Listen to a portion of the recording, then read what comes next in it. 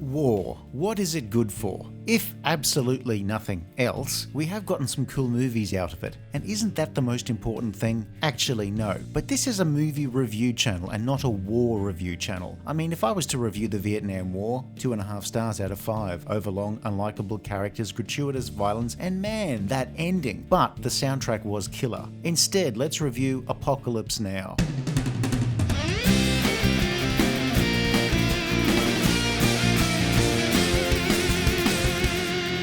Apocalypse Now is a war film that is very good in setting the scene for how screwed up the Vietnam War was for all concerned, though it's not 100% grounded. It's not a Ken Burns documentary, in the same way that Legally Blonde is not necessarily an accurate portrayal of college life for blonde law students. Apocalypse Now is a film rather than a movie, which is just a snarky way of saying it wants to be treated more as art than an action film. Though if it makes millions of dollars because people go to see an action film, then so be it. In the 1970s, Vietnam was an incredibly raw issue for many, even the ones who didn't go there and made films about it. Studios felt the subject matter was box office poison, even though a number of successful films set in other wars with clear parallels to the war in Vietnam had done decent business in the 70s. Apocalypse Now has a romanticized ridiculousness about it, changing tone from scene to scene. It's a dark comedy, a social commentary, a history lesson, and then it's scary intense, like a history test. Apocalypse Now is big on soul-searching introspection and metaphor. You can legitimately call it pretentious, but it's pretentious in a good way. Like people who get their pets from an animal shelter, but always remind you that their pet is a rescue. This is a rescue cat, FURBALL XL5, a cat I rescued from the place where you get rescue cats from. His name was originally Robert MEOWGABE, but I changed it when I rescued him. First I changed it to Vice President POUNCE, and then Benita Mussolini, then briefly eschewed dictators for stooges with Larry, Curly and Meow, before finally setting on FURBALL. Also, I really should have settled on the name before subjecting the cat to 15 microchips. I mean, sometimes he sounds like a maraca. The old studio system had broken down in the late 60s, just like Auntie Beryl's hip, with younger filmmakers wanting to make serious pictures as auteurs like their European counterparts. But they also wanted to be super rich and successful at the same time. When you're that coked up, there is no contradiction. You can do it all. These new Hollywood directors wanted to be considered the sole author of their films, ignoring the contributions of actors, writers, technicians, etc. It's like when your boss takes credit for your team's work and gets a huge cash bonus, and all you got was a $50 Bed Bath & Beyond gift card from corporate. The 70s big breakout star directors were people like Martin Scorsese, Brian De Palma, George Lucas, Peter Bogdanovich, William Friedkin, Steven Spielberg, and of course, Francis Ford Coppola. Coppola had had 2 massive hits in the first half of the 70s with the first 2 Godfather movies and was keen to flex his artistic and financial clout with a searing Vietnam set epic that would eventually be released as Apocalypse Now. Coppola wanted to break the filmmaker's dependence on movie studios, but in reality he just wanted to become the head of his own studio. In the early 70s, he had set up a company to produce movies, Zoetrope, but it quickly faltered, leaving Coppola to take a job adapting a blockbuster gangster novel into a low-rent film, The Godfather, which, along with its sequel, minted enough money to buy out Moe Greene. I buy you out, you don't buy me out. And made Coppola into a guy that people were falling at his feet to work with. I had originally written something else, but falling at his feet is less gross than the alternative. In the late 60s in Vietnam, Captain Willard is sent on a mission up the Nung River to basically kill Colonel Kurtz, a war hero who seems to have gone around the twist. As the crew of the PBR boat carrying Willard head deeper upriver, Willard learns more about Kurtz from his army dossier. I'd heard his voice on the tape, and it really put the hook in me. But I couldn't connect up that voice with this man. The crew themselves are a mixed bunch. A guy who'd rather be a chef, a guy who'd rather be surfing back home, a kid who's just gotten caught up in all of this, and the boat's chief, who just wants to get Willard to his destination and get home with everyone safe. Spoilers, this is not one of those movies. The movie's not really a linear journey for the most part. It's a series of mostly unconnected incidents as the boat winds its way up the river through Vietnam and into Cambodia, where every stop shows more and more just how everything is insane. It's a surreal guided tour that you really don't want to go on because the terms and conditions make it really hard to get a refund, and there's a bullshit restocking fee. Willard and company run into a USO show where dancing playmates nearly cause a riot. They visit a plantation where some French settlers explain why they're there, a massacre of some civilians on a boat, and of course, they catch up with an unhinged Colonel Kurtz, played by Marlon Brando, who was deep in his don't give a fuck phase, where people threw money at him for relatively short amounts of screen time. Saying Kurtz has gone off reservation is an understatement, but then Willard's orders aren't to deliver a reprimand. Terminate with extreme prejudice. Of course, the film's most famous and quotable sequence comes relatively early on, where for about 30 or so minutes, the film becomes a black comedy. The boat is to be escorted to the mouth of the river by the helicopter-riding air cavalry, led by surfing-obsessed Colonel Kilgore. I love the smell of napalm in the morning. Kilgore is a guy who seems to really like his job. He's also responsible for the film being forever linked to Ride of the Valkyrie in the minds of many. So much so that it's sort of considered to be the film's unofficial theme song. You're pretty hairy out there, sir. You want to surf, soldier? Yes, sir. That's good, son, because you either surf or fight. That's clear. Now get going. In terms of sound design and visuals, the movie is a treat. The cast delivers some unsettlingly believable accounts of people not in their right mind. And this is set before men had definitely not landed on the moon, or had not sailed around the flat world, and when vaccines had not cured the world of diseases that we in the 21st century now take for granted, like polio and measles. Did you not assassinate a government tax collector?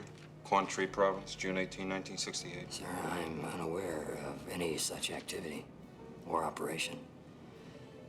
Martin Sheen had been around for a while, and this is one of his more successful films, but he's not really that associated with the movie. Even though Willard narrates parts of the film, we learn very little about him personally compared to other characters. For much of the movie, he's an aloof observer. He's that guy that doesn't know where he wants to be, even going so far as to miss the jungle when he goes back home. It's like how I say, I can't stand Domino's pizza, but if you were to offer me a slice, I would eat it, and then I'd have another, and then I would go back to complaining about it.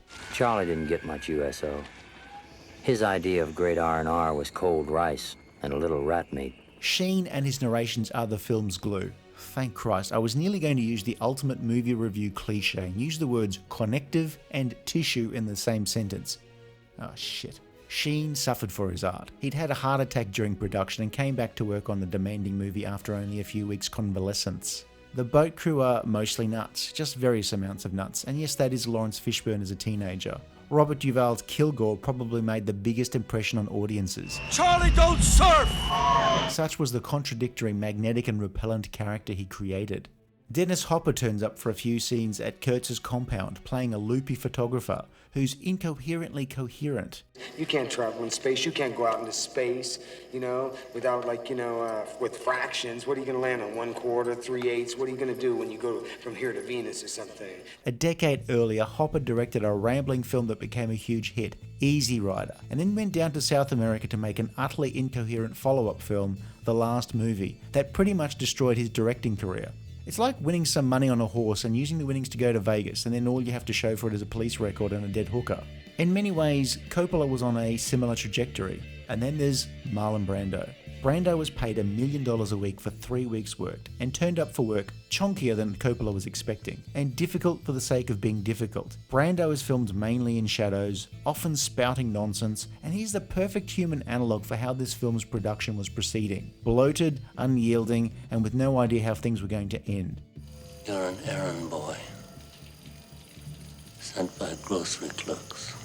Coppola, if he didn't manage to coax a usable performance out of Brando, at least gathered enough footage to edit around him. Like a fan edit of Godfather Part 3 called the de-Sophistified cut. The film's pacing really wanes for the last 40 or so minutes in Kurtz's compound, mainly due to Brando's rambling, until Willard grows a pair and hacks Kurtz to death. The violence in the film is shocking, but Kurtz's death is a relief that someone finally shut him up.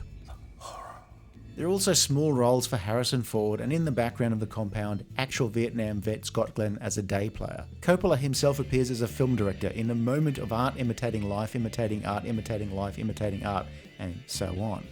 So a movie that's basically everyone on a boat losing their mind, coming into contact with people who are also losing their minds, if they haven't already. You dropped acid? Far out. Imagine a boat full of anti-vaxxers going on a river cruise where they encounter doomsday preppers, flat earthers, and finally Kanye West.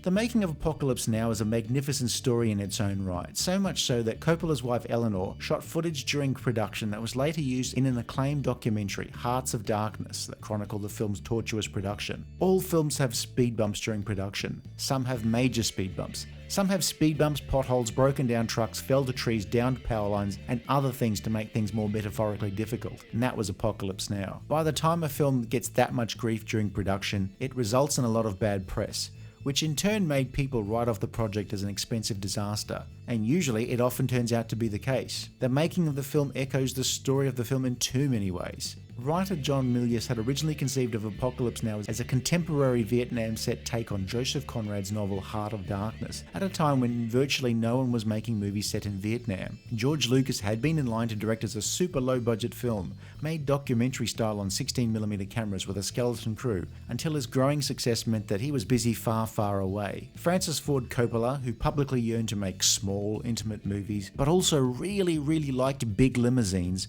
split the difference by completely suppressing the urge to make small movies and concentrate on a really big limo.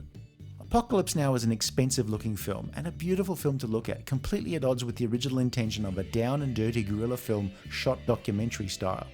It's like an Instagram influencer delivering a message about starving children while wearing only a diamond-encrusted bikini. The 70s was a decade where many of the American star directors had a breakout hit and maybe a successful follow-up or two, before hubris inevitably got the better of them. Coppola nearly ended the 70s that way, with Apocalypse Now's production lurching from crisis to crisis, like a Roomba in a house with a pet with diarrhea.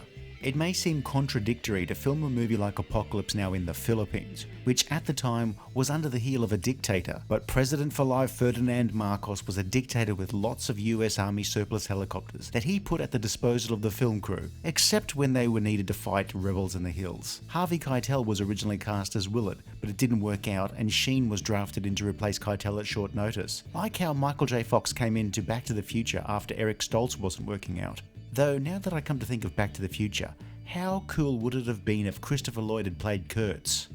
The budget exploded to ridiculous levels, 3 or more times the original estimate according to various reports. The production was hit by a typhoon, despite Coppola being cautioned against filming in the rainy season. Principal photography, originally planned to take 14 weeks, took 14 months with 238 shooting days.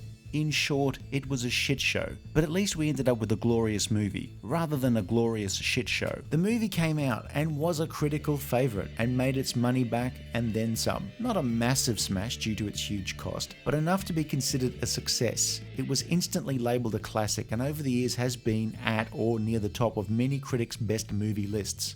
Smells like victory. Coppola did make some successful films after Apocalypse Now, like Dracula or The Godfather Part 3, but also a lot of box office failures, and some big failures like One from the Heart or The Cotton Club, and later spent time as a journeyman director on films like Jack. From many accounts, Coppola had become high on his own supply, something that had afflicted many of his contemporaries. He was a guy that found it really hard not to spend money, whether it was his or someone else's. I mean, Coppola was a director, not an accountant. Also, sucks to be his accountant. On its original release, the movie was cut to what was then considered an acceptable length of 146 minutes without any on-screen credits. Years later, Coppola revisited the film to put back some of the cut footage, such as Kilgore's stolen surfboard, and some sex scenes were reinserted.